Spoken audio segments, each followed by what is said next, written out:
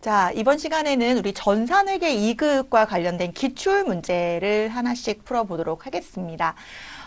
이제 회계라고 하는 뭔가 좀 어렵다라고 하는 그러한 학문에 대해서는 이러한 자격증을 준비하면서 이제 이렇게 바운더리가 되어 있는 이러한 부분만 공부를 하면 2급 공부하고 1급 공부하면서 이렇게 이제 하나 단계로 올라가면서 우리가 이제 내용도 발전시키고 우리 내용을 또 공부하면서 우리가 또 실무 연습도 하고 이렇게 되는 건데요.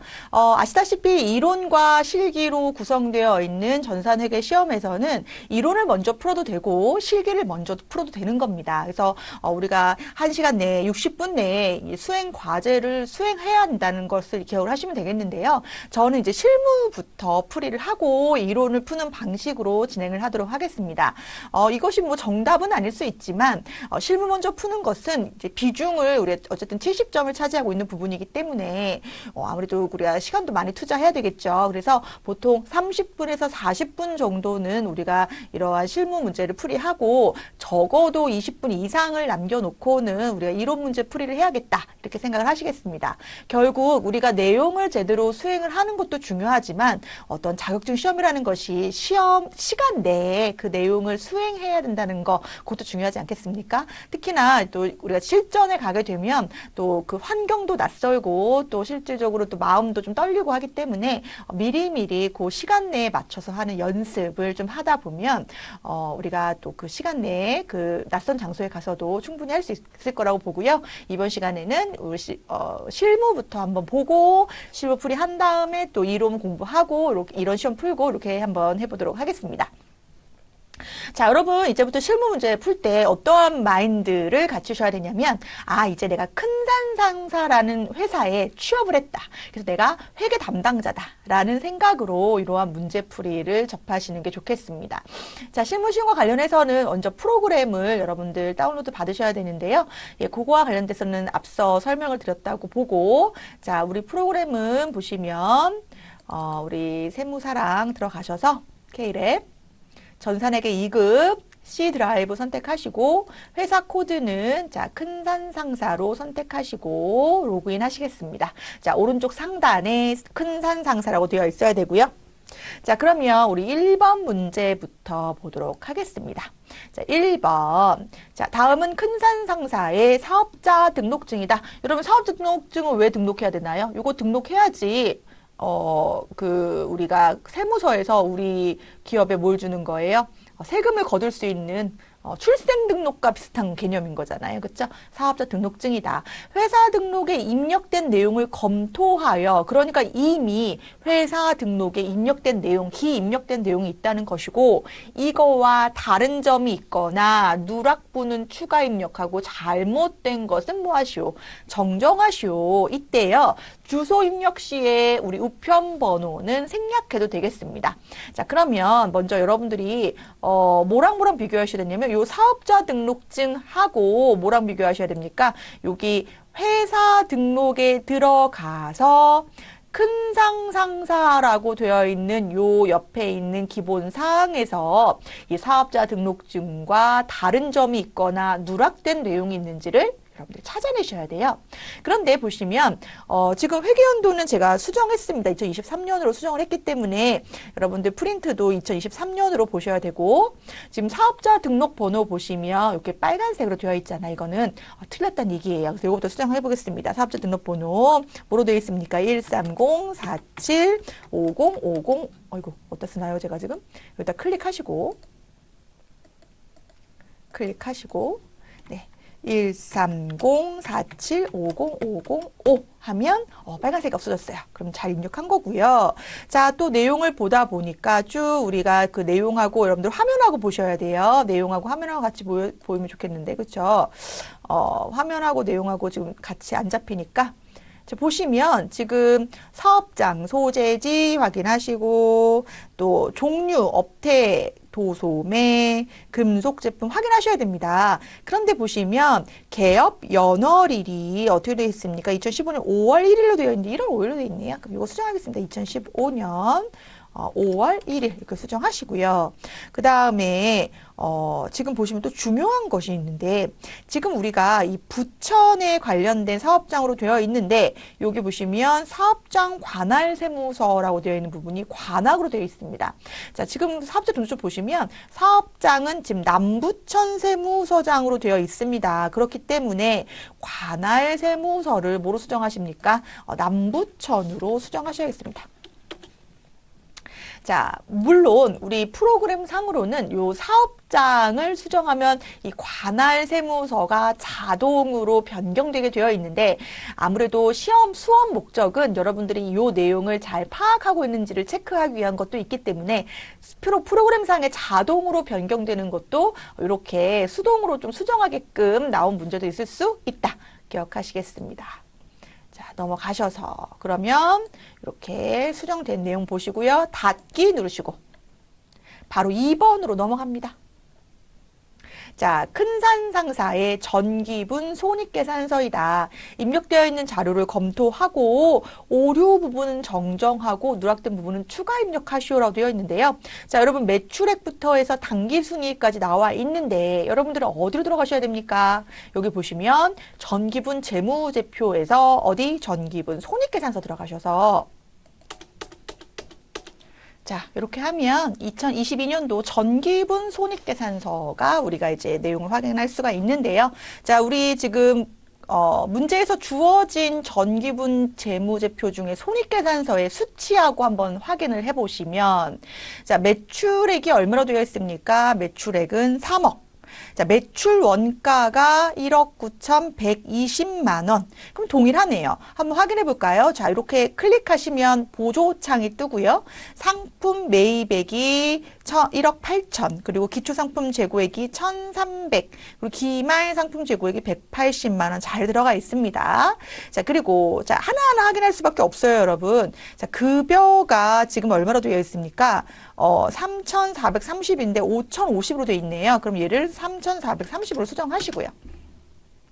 자, 하나하나 복리후생비부터 쭉쭉 보는데 이번에는 자, 차량 유지비가 250으로 되어 있는데 우리 얼마로 수정해야 됩니까? 350으로 수정합니다. 여러분들 문제 프린트 보시면서 우리 지금 같이 하고 있습니다. 자, 송호품비 쭉쭉 들어가고 자, 우리 보시면 이자 수익 그리고 임대료 360, 이자 비용 450 들어가 있는데 아직까지 당기순이익이 4,250이 아닌 이유는 뭐가 빠졌습니까?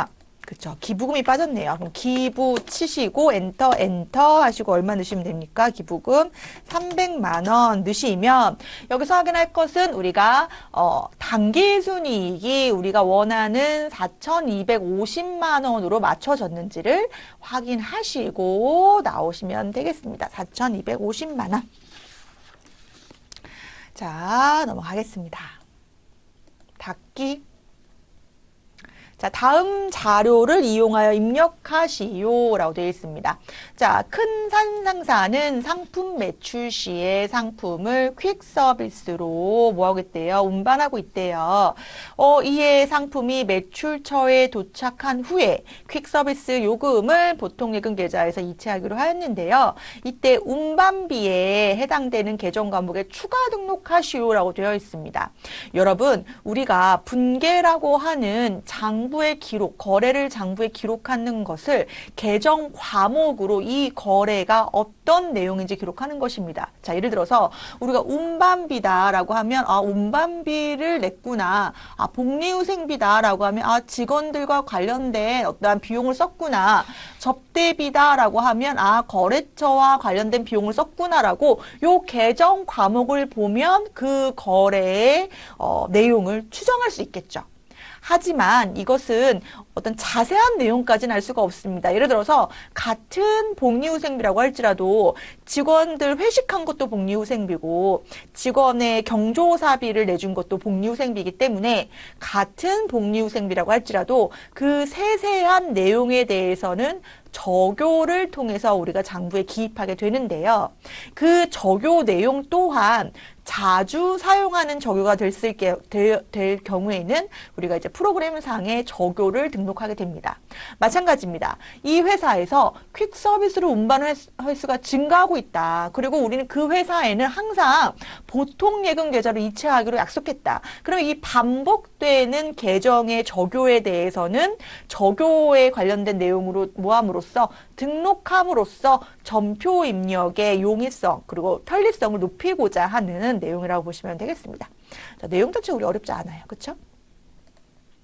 어디로 갈까요? 계정 과목 및 적요 등록하셔서 자, 여기서 중요한 것은 어느 적요에 넣을 거냐는 건데 지금 보시면 운반비라는 계정 과목 적용된다고 했으니까 자, 운반비 계정 과목 코드 몇 번 나와 있습니까? 824번 쫙 가면 들어오네요. 여기 딱 들어오시죠? 그러면 오른쪽에 보시면 적요라는 게 있고 현금 거래에서의 적요와 현금 거래가 아닐 시의 적요를 얘기하는 건데 지금 문제에서는 대체 적요라고 했으니까요.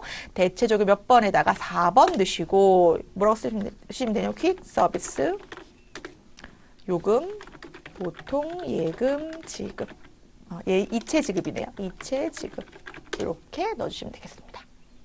그래서 나중에 운반비를 기록할 때 그 전표 내용의 적요까지도 불러와서 기록을 할 수 있겠다. 자, 항상 이렇게 하나 입력하면 닫기 하고 나오실게요. 닫기. 자, 2번 다음 자료를 이용하여 자, 기초정보관리의 거래처 등록 메뉴에서 신용카드 추가 입력하시오라고 되어 있습니다. 자, 그러면 각각의 코드, 거래처명, 그리고 매입 유형인지 매출 유형인지 선택해야 되겠고요. 카드 번호, 그리고 카드의 종류까지 입력하도록 하겠습니다. 자, 어디에 가서요? 거래처 등록 가셔가지고 보시면 일반 거래처, 금융기관, 신용카드 이렇게 다 구분이 되어 있으므로 우리는 신용카드로 가셔야 되겠죠. 자, 코드 번호는 99871, 거래처명은 믿음카드. 자, 우리가 매입 유형이었어요. 매입으로 선택하시고 매입이기 때문에 우리 카드 번호 여기다 입력하시면 되죠. 얼마입니까? 1, 2, 3, 4. 자, 믿을 바 중간에 넣어주시겠습니다. 5, 6, 7, 8 그리고 9012 3452 엔터 넣어주시고 사업용 카드이다 라고 3번 선택하시면 되겠습니다.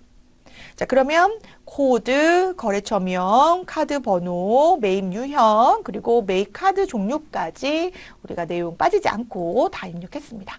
자, 입력하시고 X로 나오시겠습니다. 자, 여기까지 해서 우리 지금 기초정보 관리와 관련된 내용들을 살펴봤고요.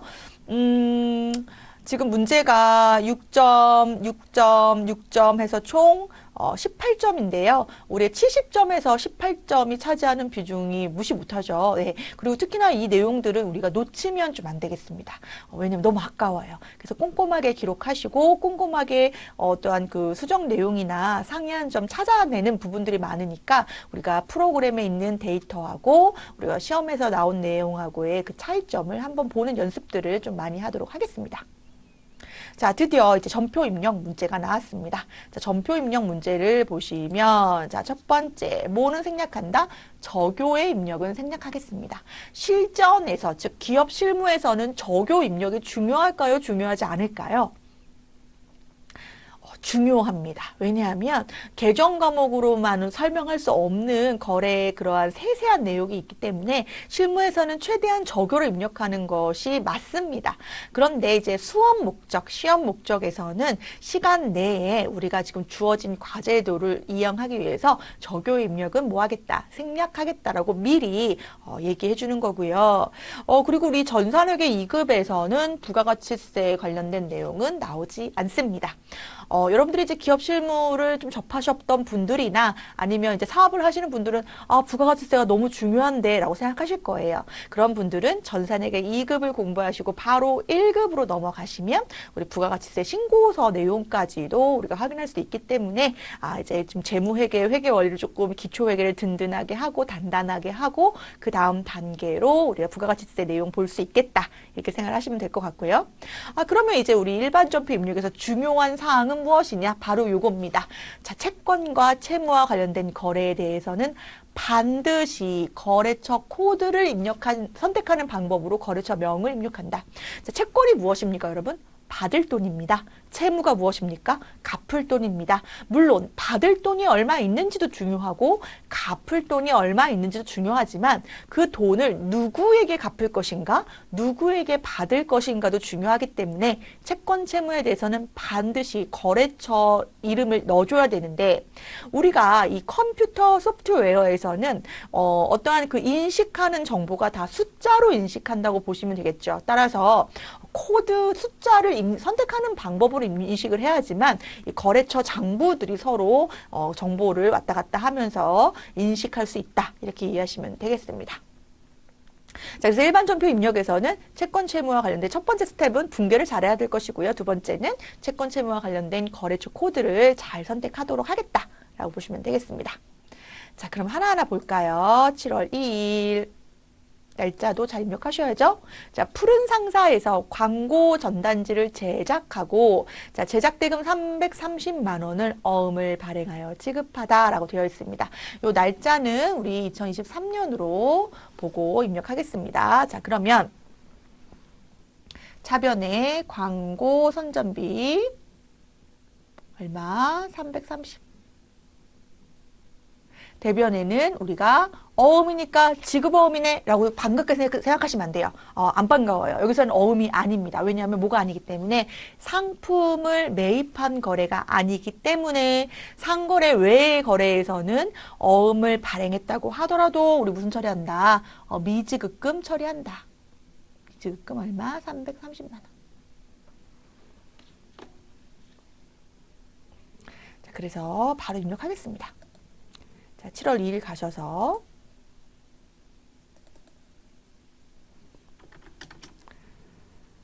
차변에 광고 선전비 3번 차변 광고 두 글자 치시고 엔터 치시고, 자, 600번대 800번대 나오는데 우리는 무조건 뭐라 그랬어요? 800번대입니다.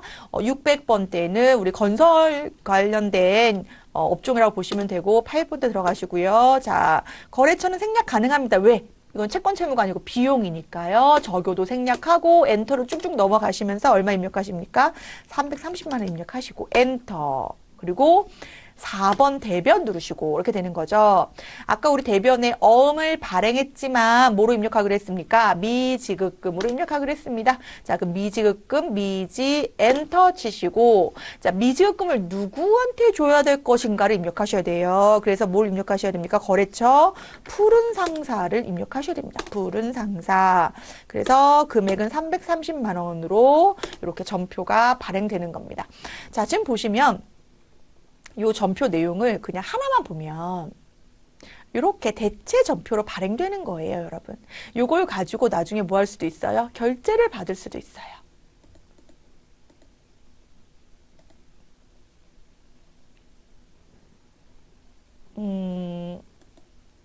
결제를 받을 수가 있어요. 출력? 결제란? 바로 안 뜨네요. 여기다 이름을 써야 되나요? 예를 들어서 대리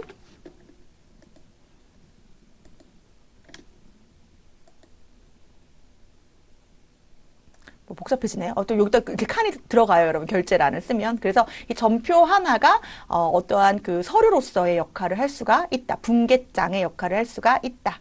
까지 여러분들 보시면 되겠습니다. 자, 넘어갈게요. 그래서 전표 하나하나를 우리 소중하게 입력하도록 하겠습니다. 자, 7월 26일. 자, 좌동 철강으로부터 상품 1,000만 원을 구입하기로 계약하고 계약금 상품 대금 10%를 당좌수표를 발행하여 지급하였다.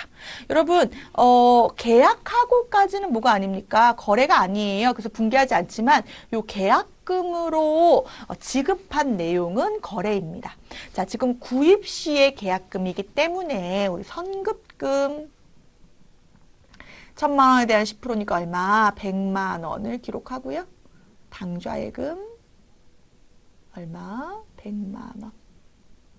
이렇게 기록하도록 하겠습니다. 선급금은요, 우리가 받을 돈의 개념은 사실 아니지만 그 계약에 대해서 내가 내 권리를 주장하기 위해서는 당연히 선급금에 대해서도 거래처를 꼭 등록하셔야겠습니다. 자, 7월 26일 가셔서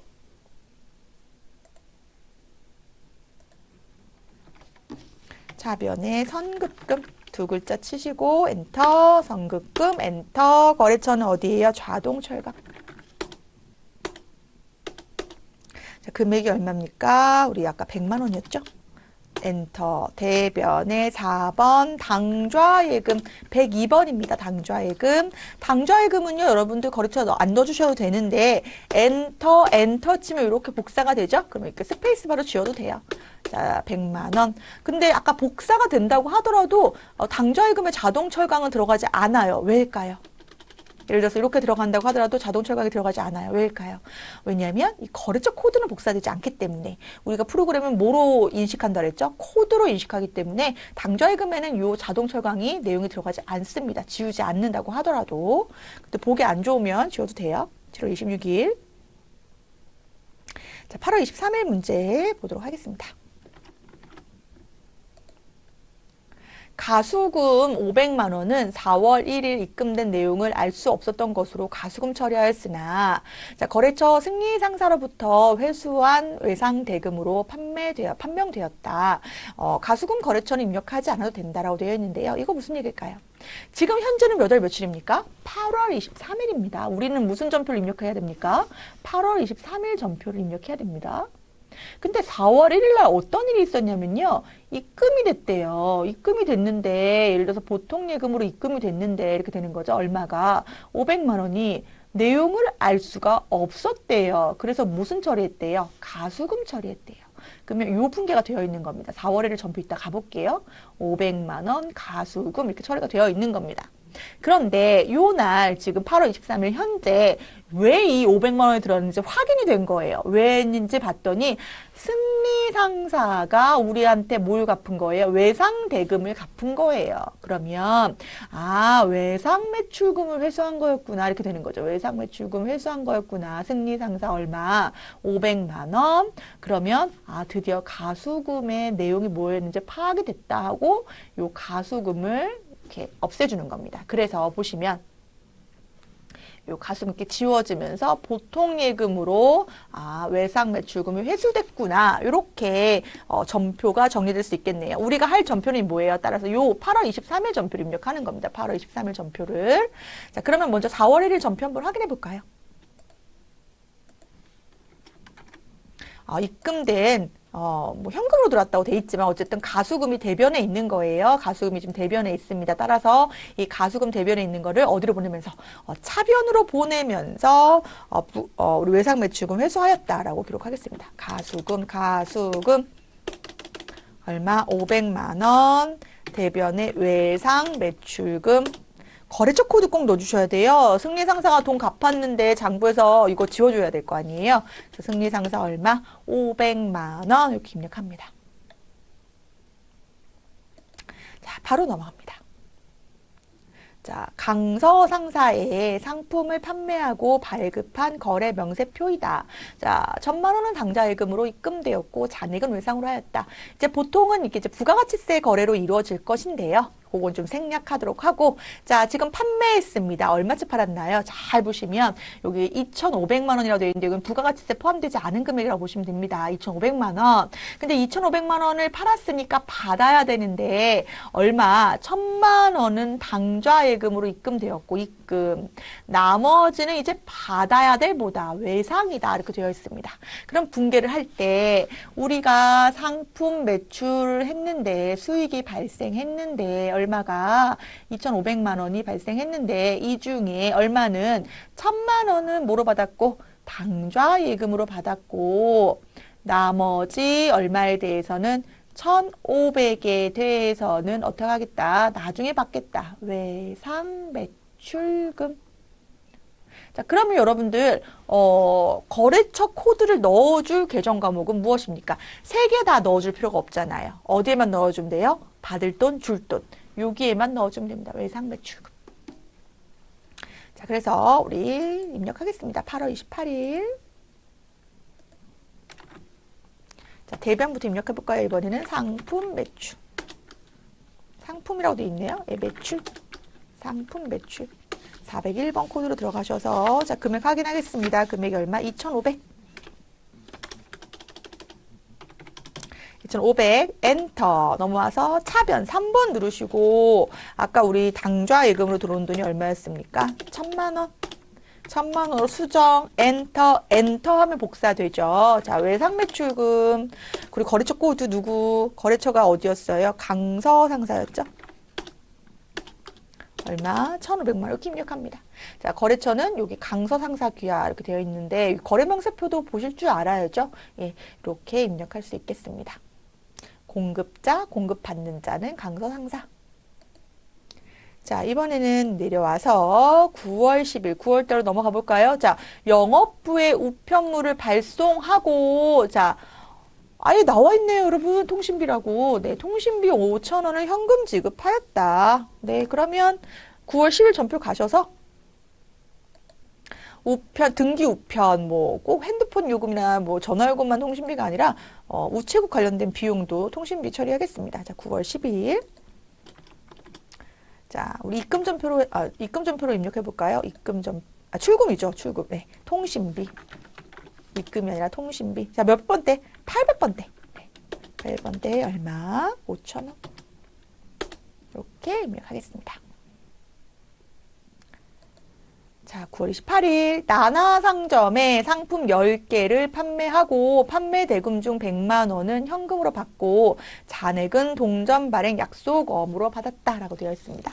자, 그러면 판매했어요. 얼마를? 10개를 한 개당 65만 원에 그러면 상품 매출이 얼마입니까? 650만 원이죠? 그러면 대금 중에 100만 원 현금 받았고요. 현금 얼마? 100만 원. 그럼 나머지 얼마에 대해서는 550에 대해서는 동전 발행. 동점의 뜻이 뭐라고요? 거래처 발행. 거래처 발행 약속원 받았다. 그럼 무슨 어음? 받으러움 수취하였다 하고 요 받으러움에 대해서는 거래처 코드를 꼭 넣어줘야 되겠죠. 받을 어음에 대해서는. 자, 9월 28일로 가보겠습니다.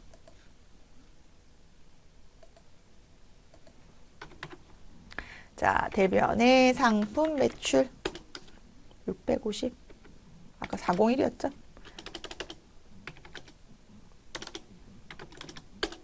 차변의 현금 얼마? 100만 원. 차변의 받으러움 있었죠? 자, 거래처는 어디였습니까? 나나상점. 자, 엔터 이용하셔서 우리 찾기 누르시고 코드 도움은 뭐 두 글자 쳐셔도 되고요. 이렇게 뭐 F2 누르셔도 되고 여러 가지 방법이 있는데 손에 익는 방법으로 여러분들 쓰시면 됩니다. 근데 두 글자 치는 게 훨씬 더 시간을 좀 단축할 수 있을 것 같아요. 자, 넘어가겠습니다. 자, 10월 28일 매출처의 신규 매장 개업식을 위하여 정원 꽃집에서 화환을 주문했어요. 그쵸, 꽃을 보내야죠. 대금은 현금으로 지급하고 아래와 같은 현금 영수증을 수령하였다라고 되어 있는데 지금 매출처라고 하는 것은 거래처를 의미하는 겁니다. 거래처에서 매장을 개업한 거죠. 그래서 꽃을 보냈으니까 접대비 처리할 거고요. 자, 금액 보실까요? 자, 꽃은 이제 면세기 때문에 부가세가 붙지 않습니다. 얼마입니까? 15만 원. 자, 접대비 15만 원 처리하겠습니다. 10월 28일. 접대비 800번대 15만 원. 현금 지급했어요. 대변에 현금 얼마? 15만 원. 혹은 출금 전표 사용하셔도 됩니다. 자, 10월 31일. 자, 영업부 출장용 승용 차량의 자동차세 26만 원 현금 납부했습니다. 자동차세는 자, 취득하고 사용하면서 발생하는 세금이기 때문에 자, 800번대 세금과 공과 처리하도록 하겠습니다. 31일 차변의 세금과 공과 얼마라고 했냐면 우리 26만 원. 이것도 현금 납부했네요. 대변의 현금 얼마? 26만 원 이렇게 처리하겠습니다. 자, 그래서 벌써 8개의 전표 처리를 했고요. 자, 그 다음에 나오는 내용은요, 뭐라고 되어 있냐면 보실까요? 자, 일반 전표 입력 메뉴의 내용 중에 다음과 같은 오류가 발견되었다. 자, 입력된 내용을 확인해서 정정 또는 추가 입력하시오. 이 얘기 뭡니까? 입력된 내용 중에 수정할 내용이 있다는 거예요. 그래서 그걸 좀 한번 내용을 파악해 보도록 하겠습니다. 자, 11월 2일 천둥상점에서 받은 약속어음 1,000만 원을 만기일 전에 거래은행인 우리은행에서 할인받아 보통예금 계좌에 입금된 거래를 회계 처리하면서 할인료 25만 원을 수수료 비용으로 잘못 입력하였다. 매각 거래 처리하시오라고 되어 있는데 이 내용은 자, 이거 무슨 얘기입니까? 자, 천둥상점에서 받은 어음이 있는데 만기일 전에 은행에서 할인했다. 이것은 만기 도래 전에, 만기가 도래하기 전에 어음을 뭐 한 거예요? 매각해서 현금화 시킨 거죠. 어음만 가지고 있으면 그냥 종이 쪼가리인데 얘를 현금으로 변화하려면 만기까지 기다려야 되는데 그것이 어려운 경우에는 만기 전에 일정 부분 손해를 보고 우리가 그것을 이제 금융기관에 매각할 수 있다고 했습니다. 따라서 분개를 해보면 받을 어음 얼마? 1,000만 원 팔았다. 매각했다. 그런데 얼마 떼고 받은 거죠? 25만 원 떼고 받은 거예요. 그쵸? 25만 원을 우리 무슨 처리합니까? 그쵸? 매출 채권을 뭐 했더니 처분했더니 뭐 봤다 손해봤다. 매출 채권 처분 손실 처리하고 나머지 금액이 뭐로 수취하는 거죠? 보통 예금을 수취해야 되죠. 그렇죠? 그러면 얼마가 나왔겠어요? 975만 원 이렇게 나가. 자, 그런데 요게 맞는 분계인데 입력된 분계를 한번 찾아보자는 거죠. 뭐로 입력되어 있다는 거예요? 요 매출 채권 처분 손실이 수수료 비용으로 처리되어 있다는 거예요. 그럼 11월 2일 전표 한번 확인해 보겠습니다. 11월 2일 전표 가셔서 보시면 네, 여기 지금 25만 원이 수수료 비용 처리되어 있네요. 이거를 매출 채권 처분 손실 계정 과목 찾아서 넣을까요? 보시면 맨 마지막에 있네요.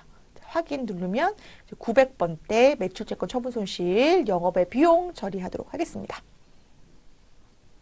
자, 나와서 이번에는 12월 4일 볼까요? 다나상사에서 상품 165만 원을 구입하면서 대금은 소지하고 있던 달림전자 발행 당좌수표를 지급하였으나 당점에 당좌수표를 발행하여 지급한 것으로 잘못 회계 처리하였다. 자, 이게 무슨 얘기입니까? 한번 써볼까요? 자, 상품을 구입했습니다. 얼마에? 165만 원에. 얘를 소지하고 있던 달림전자 발행 당좌수표로 지급했대요. 이게 뭐가 됩니까? 타인 발행, 거래처 발행 수표. 그러면 무슨 처리하는 게 맞아요? 현금 처리하는 게 맞다는 거예요. 현금. 우리 타인 발행 수표는 통화대용증권의 아주 대표적인 거였어요. 타인 발행 수표와 동일한 말은 동전 발행 수표, 거래처 발행수표 이거였잖아요. 이걸 우리 현금 처리하기로 했어요. 그래서 대변에 현금이 와야 되는데 당점, 그러니까 우리 회사에 당점 발행수표 처리했다는 것은 당좌예금 처리했다는 것 같죠? 12월 4일 전표 한번 확인해 보겠습니다. 12월 4일 가셔서 자, 당좌 예금이 아니라 이거 무슨 처리한다? 현금으로 수정합니다. 이거 두 글자 현금 이렇게 주셔도 되고요. 그래서 165만 원 현금 처리하고 마무리합니다. 그래서 일반 전표 수정하거나 아니면 추가 입력하는 문제도 결국은 앞서 우리가 풀었던 일반 전표 문제를 뭐 하는 거예요? 얘 연장선이라고 보시면 되기 때문에 차변 대변의 계정 과목이 어떤 게 맞는지에 대한 기준이 있으면 그 기준에서 벗어났으면 그 내용을 수정하는 문제다. 이렇게 보시면 되겠습니다. 자, 전표 문제에서 넘어와서 결산 문제로 왔습니다. 결산이라고 하는 것은 결산일 12월 31일 기준으로 우리가 뭐 하는 겁니까? 마감 절차를 하는 건데 그 전에 마감하기 전에 우리 걸러내는 작업을 한다고 했어요. 그래서 발생주의 회계를 위한 우리 결산 수정 분계가 필요한데 자, 첫 번째 우리 수동 결산 문제라고 하는 것은 결국 12월 31일 언제 전표로 일반 전표를 입력하는 것이다.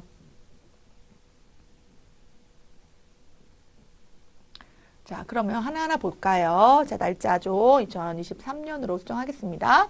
자, 2023년 7월 1일 1년치 주차장 임대료 480만 원을 일시에 수령하여 전액 선수 수익으로 처리하였다라고 되어 있습니다. 자, 그럼 이게 무슨 얘기일까요? 자, 7월 1일 전표를 가봤더니 임대료를 수령했대요. 예를 들어서 현금을 수령했겠죠. 현금 480. 근데 전부 무슨 처리했대요? 선수 수익 처리했대요. 얼마로? 480. 자, 이게 무슨 얘기입니까? 자, 예를 들어서 이 그림을 그려보면, 자, 7월 1일부터 다음 연도 몇 월 며칠까지? 6월 30일까지예요. 그럼 우리 결산일 기준으로 하면 12월 31일 기준으로 하면, 자, 몇 개월치는 단기분이고, 6개월치는 단기분이고, 6개월치는 몇 개분이에요? 차기분이죠. 다음 연도분이에요. 그런데, 자, 7월 1일 단기에 모두 미리 받은 수익 처리했대요. 미리 받은 수익. 그러면 미리 받은 수익 처리했다는 건 모두 차기 수익 처리했다는 거예요. 차기 수익. 그런데 실질적으로 우리 단기 수익도 몇 개월치가 있기 때문에 6개월치가 있기 때문에 결산일에 얘를 수정해 줍니다. 아니다. 모두가 차기 수익이 아니다. 선수 수익에서 얼마 빼줘야 돼요? 6개월치 빼줘야 되죠. 선수 수익에서 얼마? 240만 원 빼주고. 빼준다는 것이 요 대변에 있던 걸 차변으로 보낸다는 거죠. 그만큼이 바로 뭐다? 단기의 임대료라고 기록합니다. 임대료 얼마? 240이다. 단기 수익이다. 이것은 선수 수익은 차기 수익이지만 단기 시점으로 우리 뭐로 봅니까? 부채로 보죠. 부채로. 그래서 몇 월 며칠자로 12월 31일자로 입력합니다.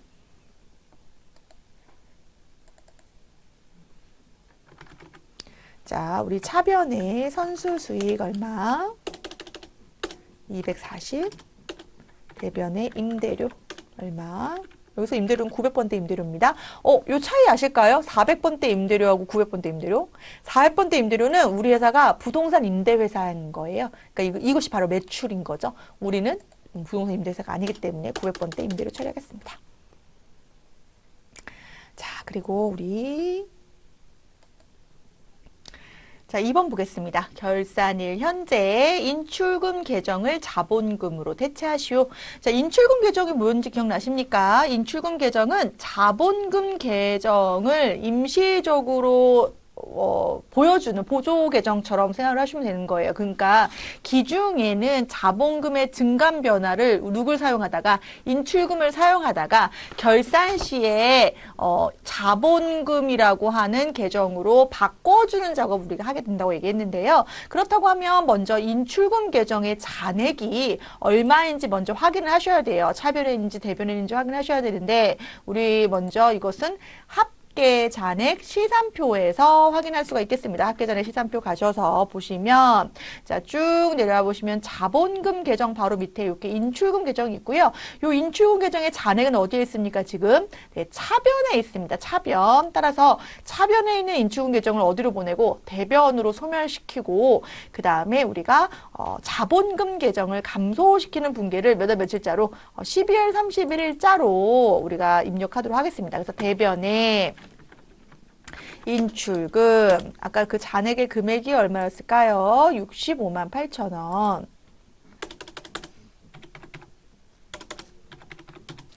65만 8천 원. 그리고 차변에 우리 자본금 계정의 감소 65만 8천 원 이렇게 오고요. 요거를 우리가 전표를 시산표에 반영이 됐는지를 한번 조회 누르고 한번 반영해 볼까요? 그러면 자, 지금 보시면 인출금 계정이 지금 잔액이 정리가 된 거예요. 잔액이 없고요. 그 대신에 자본금 계정의 감소로 대체되었습니다.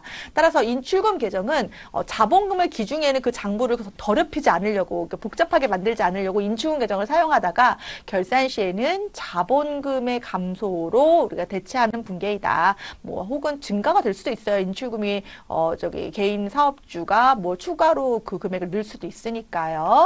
그래서 어쨌든 이 문제는 그렇게 푸시면 되고 3번 보겠습니다.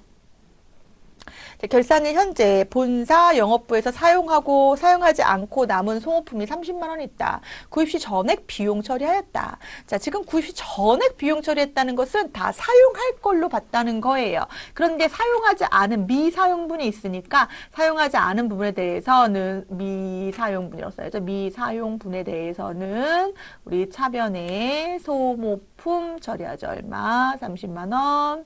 대변에 소모품 B 얼마? 30만 원 처리하겠습니다. 자, 12월 31일자로 입력하겠습니다. 12월 31일.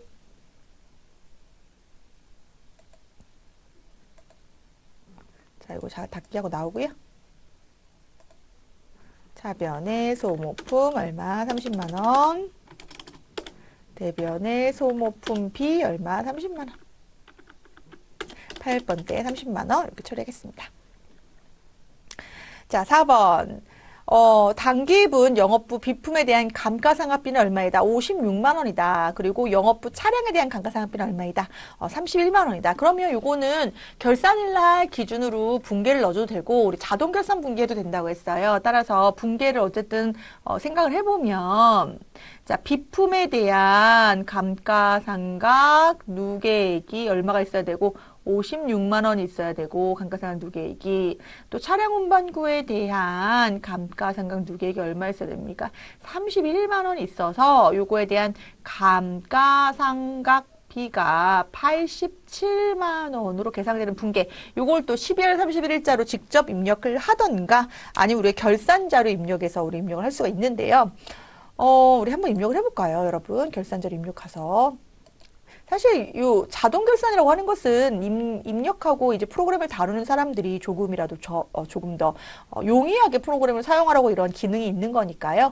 결산자료 입력 한번 들어가 보시겠습니다. 1월부터 12월 가셔서 여기서 그냥 확인 누르시겠습니다. 우리 회사는 제조회사가 아니기 때문에 확인 누르시고 자, 판관비에서 보면 감가상각비 보이실 거예요. 감가상각비에서 우리가 지금 비품에 대한 감가상각비가 얼마라고 했기 때문에 56만 원이라고 했기 때문에 여기다 56만 원 넣어주시고요. 또 우리 차량 운반구에 대한 감가상각비가 31만 원이라고 했습니다. 그럼 31만 원 넣어주시고 자, 요 87만 원에 대해서 전표를 발행해야 되는데 우리가 지금 문제가 마지막 문제였어요. 그럼 바로 전표 발행하겠습니다. 자, 전표 발행, 전표 추가 예 누르시고 그럼 자동 결산 분계 완료라고 뜨는데요. 요거를 어디서 확인해 볼 거냐면 12월 31일자 일반 전표 한번 가보겠습니다. 일반 전표에서 조회 누르면 자, 지금 우리가 입력하려고 했던 감가상각비 87만 원, 우리 그 감가상각 누계 각각의 비품과 차량에 대한 금액이 입력이 되고요. 여기에 따라서 우리가 직접 입력하거나 아니면 이러한 자동 전표를 이용하거나 둘 다 정답 처리되는데 앞으로 전산회계 1급을 우리가 공부할 거니까 우리가 자동 전표 쓰는 방법을 조금씩 익숙하게 보도록 하겠습니다. 자, 닫기 누르고요. 자, 이번에는 우리 장부 조회하는 문제입니다.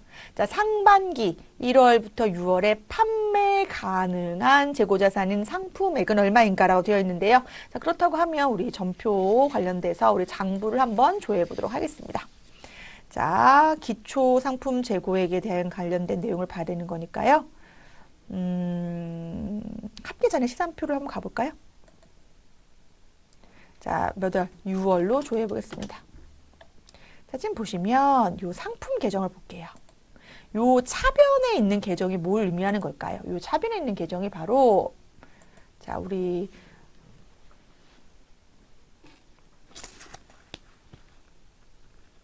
차변에 있는 계정이 바로 뭘 의미하는 겁니까? 상품 관련된 기초 재고액의 단기 매입액을 의미하는 겁니다. 따라서 요 금액, 합계 금액 얼마? 7,028만 8천 원.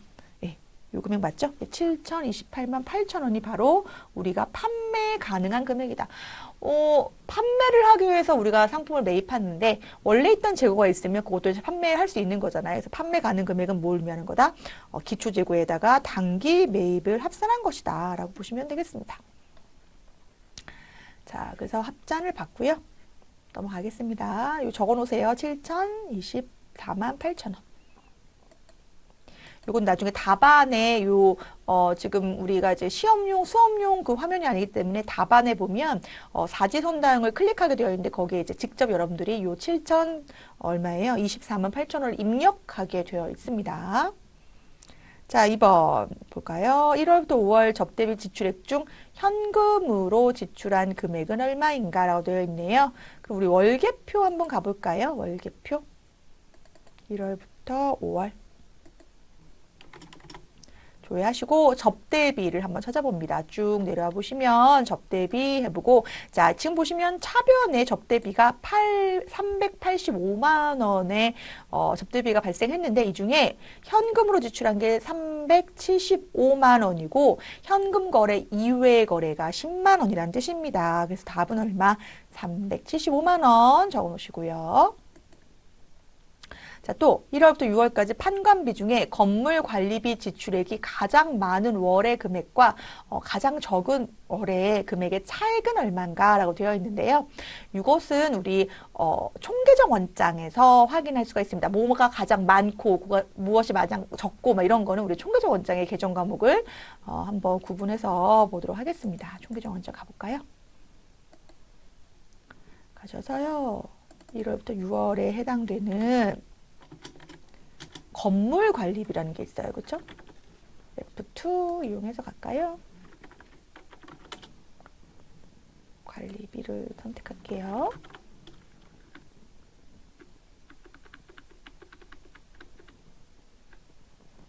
네, 837번의 건물 관리비. 자, 지금 보시면 여기 차변에 발생된 금액들이 1월부터 몇 월까지 6월까지 내용이 들어와 있고요. 지금 1월부터 6월 중에 가장 많은 월은 얼마입니까? 2월에 43만 원이고 가장 작은 월은 얼마입니까? 적은 월은 18만 원에 해당되는 6월 달이네요. 따라서 43만 원에서 18만 원을 차감합니다. 여러분들이 직접 이제 계산기 이제 들고 들어가실 수 있잖아요. 예, 계산기 들고 들어가셔서 43만 원 빼기 18만 원. 그럼 25만 원으로 우리가 기록을 하면 되겠습니다. 그래서 문제에서 주어진 내용 그대로 여러분들 정보를 파악하고 거기에 따른 답안을 도출하는 것까지가 장부조회 문제입니다. 장부조회 문제는 오히려 사실 전체적인 이 프로그램의 프로세스를 이해해야 되기 때문에 처음엔 낯설고 또 내용이 어려울 수는 있지만 이제 반복적으로 우리가 내용을 볼 거기 때문에 이렇게 유사한 내용들 위주로만 나오는 거고 또 실무에서도 우리가 보게 되는 장부만 보는 거기 때문에 여러분들 거기에 대한 두려움은 없으셔도 될 것 같습니다. 자, 넘어와서 이제 드디어 이론 문제로 갑니다. 이론 문제는 총 15문제고요. 자, 회계원리 문제로 구성되어 있는데요. 하나하나 살펴보도록 하겠습니다. 자, 다음 거래 내용에 대한 거래 요소의 결합 관계를 바르게 표시한 것은 이라고 되어 있네요. 자, 먼저 볼까요? 현금 100만 원을 출자하여 영업을 개시하다. 자, 현금이라는 자산이 증가했고요. 자본금이라는 자본이 증가했네요. 2번. 외상매입금 200만 원을 현금으로 지급하다. 자, 그럼 외상매입금을 상환했네요. 부채 감소죠. 그리고 현금 지급했으니까 자산의 감소 맞습니다.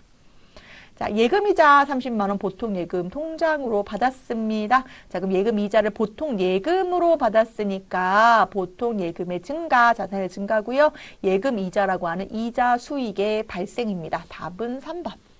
자, 비품 50만 원을 사고 대금은 미지급하다. 그럼 비품이라는 자산은 증가했는데 갚아야 될 미지급금이 생겼으니까 부채의 증가로 우리가 결합관계를 설명할 수가 있겠습니다. 답은 3번. 넘어갈까요? 다음 중 일정 기간 동안에 기업의 경영성과를 나타내는 재무보고서, 경영성과라고 하는 단어가 나오면 여러분들 연결해서 바로 뭐 생각하셔야 됩니까? 손익계산서 생각하셔야 됩니다. 자, 손익계산서의 계정 과목은 무엇과 뭡니까? 수익하고 비용을 얘기하는데요. 그것으로만 짝지어진 것은 이라고 되어 있습니다. 자, 매출 원가는 비용이 맞고요. 미지급 비용은 비용 중에 못 준 돈이니까 나의 부채가 됩니다. 매출액은 수익이 맞고요. 미수수익은 수익인데 못 받은 나의 받을 돈이니까 자산입니다. 매출원가는 비용이죠. 기부금도 우리가 영업의 비용입니다. 답은 3번이죠. 상품은 여러분들 아다시피 재고 자산이고요. 네, 기부금은 비용이다. 자, 답은 몇 번? 3번. 자, 3번. 다음 중 재무상태표상에 유동자산으로 분류되는 계정 과목으로 해당하지 않는 것은? 자, 우리 유동자산과 우리 비유동자산이 있는데요. 자, 유동자산 중에는 당좌자산하고 뭐가 있습니까? 재고자산이 있고요. 비유동자산 중에는 투자 목적의 자산, 사용 목적의 유형, 무형 자산, 그리고 기타 자산으로 구분되는데요. 요거에서 계정 과목에 해당하지 않는 거, 어디에 해당하지 않는 거? 유동자산으로 분류되는 거에 해당하지 않는 건데요. 답은 여기 바로 보여요. 차량운반구 3번이죠. 왜냐하면 차량운반구는 무슨 자산이기 때문에 유형 자산이기 때문에. 근데 이게 이렇게 반복적으로 이러한 그 계정에 대한 이해가 있으면 바로바로 쉬운 문제이지만, 우리가 이제 특히나 회계를 처음 접하는 입장에서는 이걸 한 번에 이렇게, 계정에 대한 구조가 눈에 들어오기가 어려울 수도 있습니다. 그래서 여러분들 이런 문제 푸실 때는요, 우리 1시간 내에, 60분 내에 이러한 이론 문제하고 실무 문제를 같이 푸는 문제잖아요. 따라서 요 프로그램에 들어가 보시면, 요 계정 과목 및 적요 등록에 가보시면, 제가 이런 단어를 쓰고 싶지 않은데 합법적인 컨닝이 가능합니다. 무슨 얘기입니까? 지금 계정 체계가 나와 있잖아요. 계정 체계가 나와 있습니다. 여기에서 유동자산이 우리가 당좌자산, 재고자산인 걸 알기 때문에 당좌자산, 재고자산에 해당되는 것들이 있고요.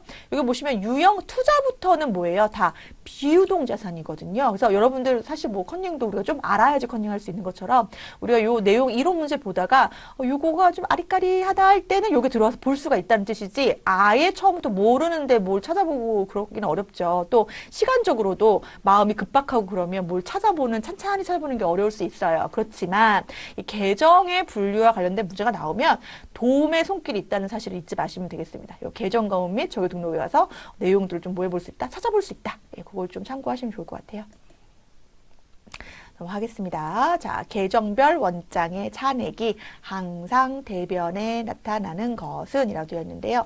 여러분 이것은 잔액이라고 되어 있는데요. 이건 거래의 8요소 그려보시면 돼요. 거래의 8요소 그려보면 자산, 부채, 자본, 비용, 수익인데요. 제가 이렇게 적은 이유는 자산이 증가하면 차변, 부채가 증가하면 대변, 자본이 증가하면 대변, 비용이 발생하면 차변, 수익이 발생하면 대변이잖아요. 제가 지금 감소하는 건 안 적었어요. 왜 증가하는 것만 적었냐면 증가하는 곳이 바로 잔액이 남는 거예요. 따라서 먼저 미수금은 자산, 이거 밑에 써놓을까요? 선수수익은 수익인데 미리 받았어요. 그러면 선수금처럼 올해 받으면 안 되는데 받은 거니까 부채로 처리합니다. 선급비용은 비용인데 뭐 한 거예요? 내가 미리 준 거니까 나의 자산이고요. 미수수익은 수익인데 못 받은 미수금이니까 나의 자산이 맞습니다. 이렇게 써놓으면 답이 2번이구나 라고 사실 뭐 다른 건 다 자산이니까 다른 건 하나밖에 없으니까 2번이구나 알겠지만 잘 보세요. 잔액이 대변에 나타난다고 했으니까 지금 대변에 있는 부채, 자본, 수익은 잔액이 대변에 있는 거예요. 그래서 이 잔액의 의미는 증가하는 곳이 뭐가 남는다. 잔액도 남는다. 그렇게 이해하고 넘어가겠습니다. 답은 2번. 자, 5번 보겠습니다. 자, 다음 중 손익계산서에 관한 설명으로 옳지 않은 것. 손익계산서는 일정 기간 동안에, 맞아요. 기업의 경영성과에 대한 정보를 제공하는 재무보고서 맞고요. 자, 손익계산서에 보고되는 비용은 수익을 창출하기 위해 희생된 경제적 효익의 감소분을 의미한다. 맞나요? 네. 손익계산서에 보고되는 수익은 한 회계기간 동안에 발생한 경제적 효익의 증가액을 얘기한다. 맞습니다. 손익계산서에 보고되는 단기 순이익은 현금주의에 의해 작성될 때보다 항상 크게 보고되는 특징이 있다. 지금 무슨 얘기냐면 손익계산서가 지금 무슨 주의입니까? 발생주의예요. 발생주의는 현금의 유입이나 출입에 관계 없이 단기에 귀속되는 수익과 비용을 계상할 수 있는데요. 자, 그렇다고 하면 이 수익과 비용이라고 하는 게 반드시 현금의 유출입보다 크다? 그렇진 않아요. 수익이 반드시 크다? 그렇진 않죠. 예, 당기순이익이 항상 크다는 건 수익이 항상 크다는 거니까. 그렇지 않아요. 수익도 무슨 조건이 있어야 되고, 실현주의라고 하는 실현 가능성이 높아야 된다라고 하는 조건을 갖춰야 되고, 비용도 거기에 대응되는 성격을 갖춰야 되는 거기 때문에 무조건 현금주의보다 발생주의 회계가 이익이 크게 계산된다? 그렇지는 않아요. 그쵸? 그래서 답은 몇 번? 네, 4번.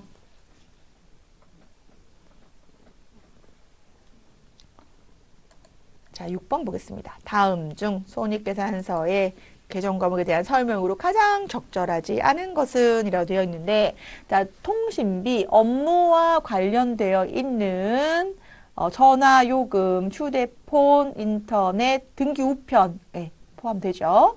수도, 광열비, 업무와 관련된 가스, 전기, 수도요금, 난방비. 사실 뭐 전력비는 예전에는 수도 관열비 다 처리했는데 요즘은 전력비 따로 처리하긴 하지만 뭐 더 틀렸다고 할 수는 없어요. 그렇죠? 네. 접대비, 상품 등의 판매 촉진을 위하여 불특정 다수에게 선전하는 데 소요되는 비용. 이건 뭐에 대한 설명이냐면 광고 선전비에 대한 설명이고요. 접대비는 특정인에게 주죠. 특정인. 누구에게, 거래처 누구에게 이렇게 주기 때문에 접대비로 보기가 어렵겠습니다. 답은 3번이고요. 임차료는 여러분들이 업무와 관련하여 토지나 건물, 기계장치 등등을 빌리고 사용하는 거죠. 네, 답은 3번. 자, 7번 문제 보겠습니다. 자, 다음 자료를 이용하여 상품의 매출 원가를 계산하면 얼마인가? 자, 이 문제를 풀 때는 이렇게 T계정을 항상 그리세요. T계정을 이렇게 그리시고, 자, 상품의 차변이 증가하고 대변이 감소인데, 차변에 기초 재고가 있었다. 그리고 이번에 필요해서 뭐 했어요? 샀어요. 단기 매입했다. 근데 이 중에 팔리면 뭐가 되는 거고? 매출 원가. 안 팔리면 남아있는 뭐가 되는 겁니까? 기말 재고가 되는 건데요. 자, 지금 하나씩 볼까요? 자, 상품 전기에 넘어온 게 바로 기초 재고잖아요. 그럼 35만 원 더하기 단기 매입액은 얼마입니까? 단기 매입액은 77만 원. 에서 기말 재고액 얼마를 빼면? 네, 37만 원을 빼면 이렇게 되는 거죠. 35만 원에서 77만 원 더해주고 37만 원을 차감해 주면 금액 계산해 볼까요? 답은 75만 원. 2번. 그래서 요건 T계정을 그려보시고 요 기초재고 단기 매입액은 뭐 해주고 가산해주고 기말재고를 빼주면 뭘 구할 수 있구나. 매출 원가를 구할 수 있구나. 그걸 기억하겠습니다. 자, 요 날짜는 그냥 이렇게 갈게요. 자, 2021년 1월 1일에 취득한 기계장치에 대해서 2천만 원에 취득했고요. 잔존가액은 50만 원, 내용연수는 5년으로 보고 있고 얘를 2022년 1월 1일에 처분하고 유형자산 처분 손실을 30만 원 인식하였다. 자, 기계장치의 처분 금액은 얼마인가? 라고 되어 있는데요. 자, 이거 좀 어려우셨을 수도 있겠는데 좀 볼게요. 이렇게 날짜를 2021년 1월 1일에 취득했고요. 얘를 언제 처분했냐면 2022년 1월 1일에 처분. 딱 1년 가지고 있었네요. 딱 1년. 그러면 여기서 보시면 이 기계장치에 대해서 사용한 기간에 걸쳐서 우리가 뭐를 계산한다고 했냐면 감가상각비라는 걸 계산한다고 했는데 이 감가상각비가 지금 무슨 법입니까? 정액법입니다. 자, 정액법 구하는 공식은 내용연수분의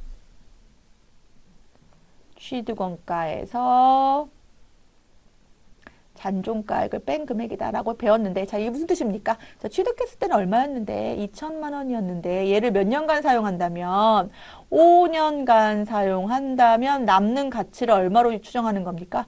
50만 원으로 추정하는 겁니다. 그러면 5년 동안에 우리가 사용분의 비용 처리할 수 있는 금액을 얼마로 보는 겁니까? 1,950만 원으로 보는 건데요. 1,950만 원. 지금 보시면 몇 년 동안 사용한다고 했기 때문에 5년 동안 정액법, 동일한 방법으로 생각한다고 했기 때문에 이거를 계산해보면 390만 원에 대한 비용이 매년 계산되는 거예요. 매년 390만 원. 그런데 한 번 계산하고 이걸 처분한 거죠. 자, 그러면 390만 원에 대해서 결산 1 현재, 즉 2021 2021년 12월 31일 날 차변의 감가상각비 얼마 390만 원. 그리고 대변의 감가상각 누계액 얼마 390만 원을 회계 처리를 했는데 이렇게 되는 거죠. 물론 그 전에 어떤 분기가 있을까요? 2022년 1년 이거 좀 지울게요.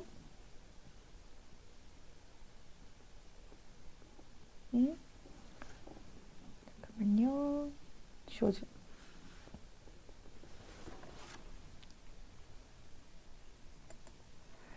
다시 지우고 다시 쓸게요. 자, 먼저 이때부터 쓸게요. 2021년 1월 1일 날 취득했다. 기계장치를 취득했다. 얼마에? 2천만 원에 현금 줬다. 그런데 얘를 감가상각을 했다는 거예요. 2021년 12월 31일 날 감가상각비 아까 390만 원이었나요? 390만 원. 대변의 감가상각 누계액 390만 원. 그러면 잘 보세요. 요 감가상각비는 이걸 사용한 거에 대한 비용 처리한 거고요. 감가상각 누계액은 이 기계장치에 대해서 뭐 한 겁니까? 그 기계장치의 취득 원가를 감소시키는 차감하는 분계를 해주는 겁니다. 따라서 지금 장부를 기계장치에 대해서만 우리 확대해 보면 기계장치를 2천만 원 주고 구입을 했으나 거기에 대한 감가상각 누계액이 얼마가 잡혀 있다. 390만 원이 잡혀 있어서 실질적인 장부 금액은 얼마다? 1610만 원이라고 볼 수가 있겠죠. 그런데 그 다음 날 2022년 1월 1일 날 얘를 처분했는데요. 손해보고 처분했네요. 유형자산 처분 손실 얼마 받다? 30만 원 받다. 그 얘기는 이 1610만 원보다 30만 원을 적게 받았기 때문이겠네요. 그쵸? 그래서 답은 얼마입니까? 1580만 원. 요걸 좀 분계까지 한번 이어서 기억을 해보면, 자, 장부에 있는 요 기계장치 2000과 감가상각 누계액 390을 뭐 해야 돼? 제거합니다. 그래서 대변으로 기계장치 얼마? 2천만 원 오고, 차변의 감가상각 누계액 390도 제거합니다. 이 감가상각 누계액 기계장치에 대한 마이너스로 지금 대변에 있는 거나 마찬가지라 그랬죠? 자, 그러면 요 금액으로 계산을 해보면 지금 1610만 원짜리인데 우리가 얼마를 받은 거예요? 30만 원 덜 받았으니까 1580을 받은 거죠. 요 금액을 구하는 문제입니다. 답은 2번. 넘어갑니다. 9번 기역, 니은, 디귿에 각각 들어갈 계정 과목으로 바르게 연결된 것은 판매용 건물, 본사 건물, 투자 목적 건물. 자, 이것은 우리가 계정의 성격을 이해하고 넘어가겠습니다. 자산은 유동자산과 비유동자산으로 나뉘고 유동자산은 당좌자산과 판매 목적의 재고자산 그리고 비유동자산 중에는 투자자산, 유형자산, 무형자산, 그리고 기타 비유동자산 이렇게 나뉘는데요. 자, 지금 우리가 건물을 세 채 산 거예요. 건물 세 채. 건물 세 채 샀는데 하나는 뭐예요? 판매용 건물이에요. 그럼 판매용 건물은 뭐여야 돼요? 재고자산이어야 돼요. 판매 목적. 자, 본사 건물로 사용 목적 무슨 자산이어야 돼요? 유형자산이어야 돼요. 그리고 디귿은 우리가 무슨 목적이에요? 투자자산이에요. 그럼 투자 목적이에요. 그럼 투자자산으로 기록해야 되는데 이 각 자산 카테고리 안에 있는 계정 과목을 봤더니 이 재고자산에는 뭐로 기록하는 거예요? 상품. 유형자산은 건물.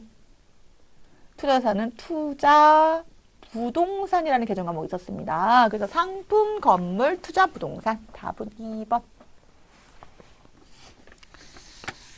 자, 보겠습니다. 10번. 다음 중 그 성격이 다른 계정 과목은 무엇인가? 라고 되어 있는데요.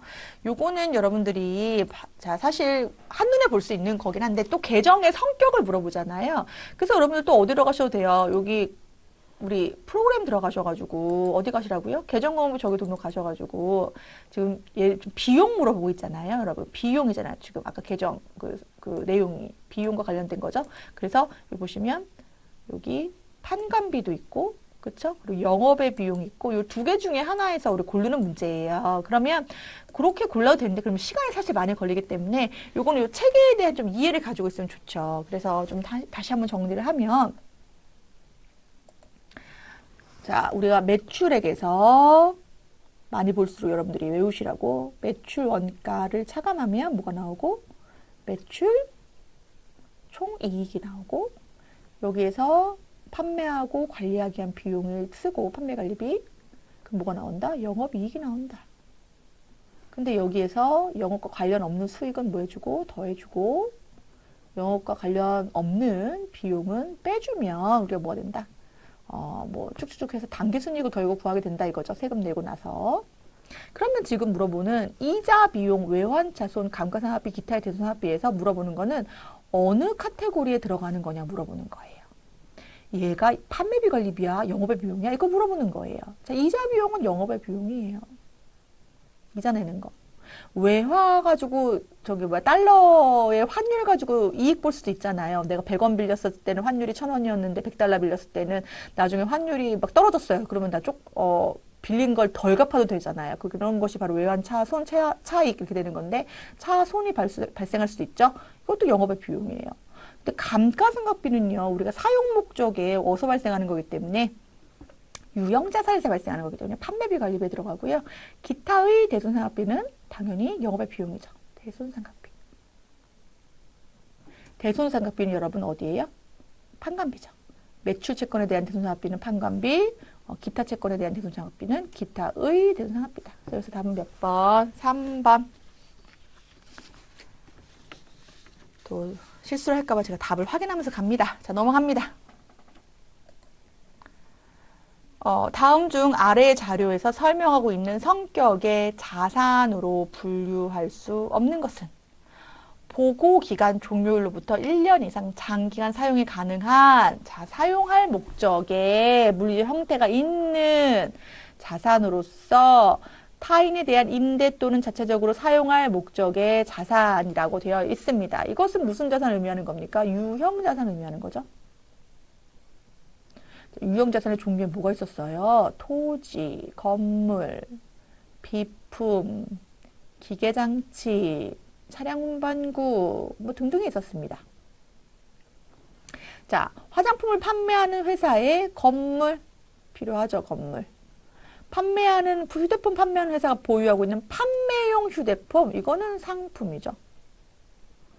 자, 가구를 판매하는 회사가 사용하고 있는 운반용 차량 운반구. 자동차 판매 회사가 보유하고 있는 영업용 토지, 건물, 차량 운반구는 유형자산입니다. 따라서 여기서 답은 몇 번? 2번. 자, 그 다음에 우리 12번 보겠습니다. 다음 중 유형 자산을 처분하고 대금을 미회수하였다라고 되어 있습니다. 자, 유형 자산이라고 하는 보유하고 있던 차량이나 토지를 처분했을 때 대금을 미회수했다. 이게 바로 외상거래라는 건데, 지금 유형 자산이라는 것은 상거래가 아닌 상거래 이외의 거래에서 발생한 외상거래이기 때문에 답은 미수금 처리하겠습니다. 미수금.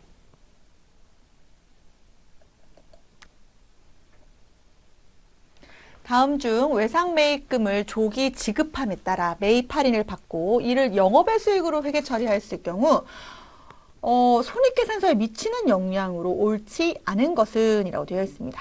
자, 이 문제는 조금 설명을 해야 될 것 같아요. 그렇죠? 자, 외상 매입금을 조기 지급했대요. 그랬더니 일부 금액을 할인해 줬대요. 자, 그러면 그것을 매입 할인이라고 하죠. 자, 외상 매입금을 지급했더니 그 금액의 일부를 할인해줬다. 매입 할인이라고 하죠.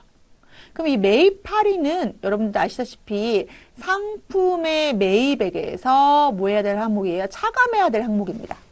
그런데 이렇게 회계 처리를 하지 않았대요. 그렇기 때문에 어떻게 회계 처리했다? 외상 매입금 감소 처리를 하면서 이거를 무슨 처리했다는 거예요? 영업 외 수익 처리했다는 거예요.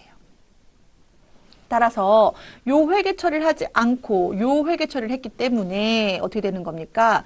상품이라고 하는 계정의 과대계상이 이뤄졌고 이렇게 회계 처리했기 때문에 영업의 수익은 역시 과대계상된 거죠. 다시 한번.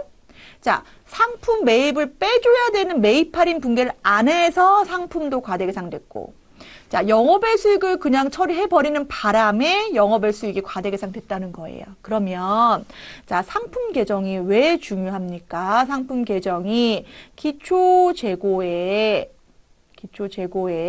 자, 단기 매입을 더해주면 이제 판매 가능 금액이 되고, 여기에서 판매되면 매출 원가, 판매가 되지 않으면 뭐가 되는 겁니까? 기말 재고액이 되죠. 기말 재고액.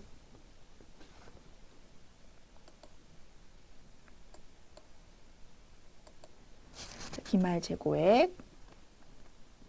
자, 그런데 지금 상품 매입이 과대계상됐대요. 과대계상. 그러면 매출 원가도 과대계상됐을 것이고, 자, 매출 원가는요, 어디에 또 영향을 줍니까?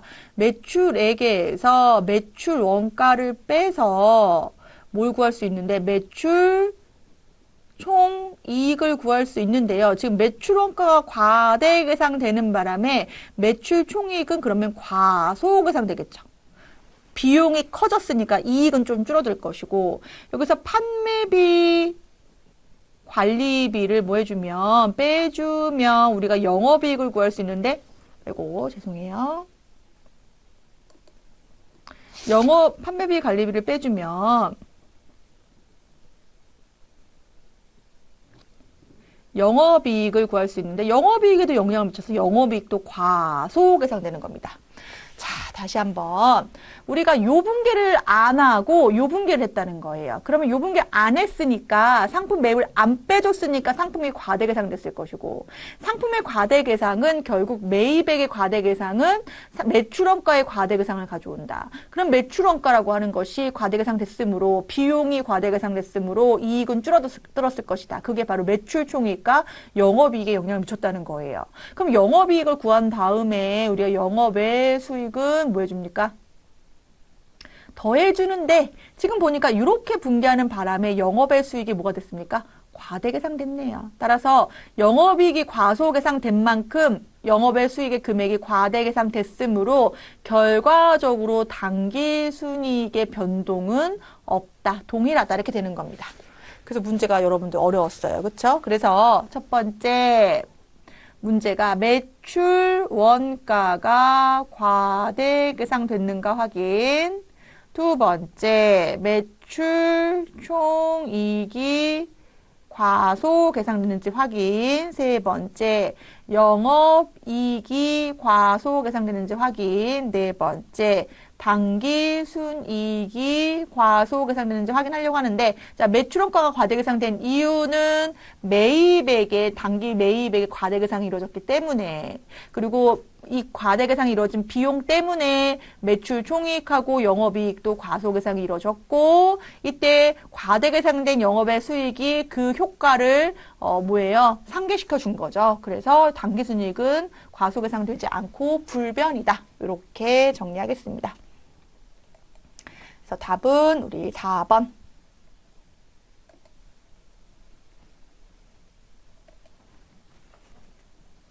14번. 자, 아래에 주시는 전표의 분계 내용을 계정별 연장에 전개한 것으로 적절한 것은. 전개 문제 나왔네요. 자, 지금 보시면 소모품비, 미지급금, 현금 이렇게 나왔는데요. 먼저 현금부터 볼까요? 여러분들 이렇게 보시면 이 계정이 무슨 계정인지 먼저 살펴보세요. 자산 계정이잖아요. 그럼 차변이 증가, 대변이 감소인데, 자, 지금 보시면 현금이 50만 원이 지금 어디에 있습니까? 대변에 있어요. 그럼 대변에다 써줘야죠. 50만 원. 그리고 그 계정에 대한 성격은 소모품비다. 자, 미지급금은 대변이 증가고 차변이 감소인데 미지급금은 좀 대변의 금액 있잖아요. 네. 그리고 요건 뭐예요? 소모품비죠. 왜냐면 차변 계정을 써주는 거니까. 답은 4번이죠.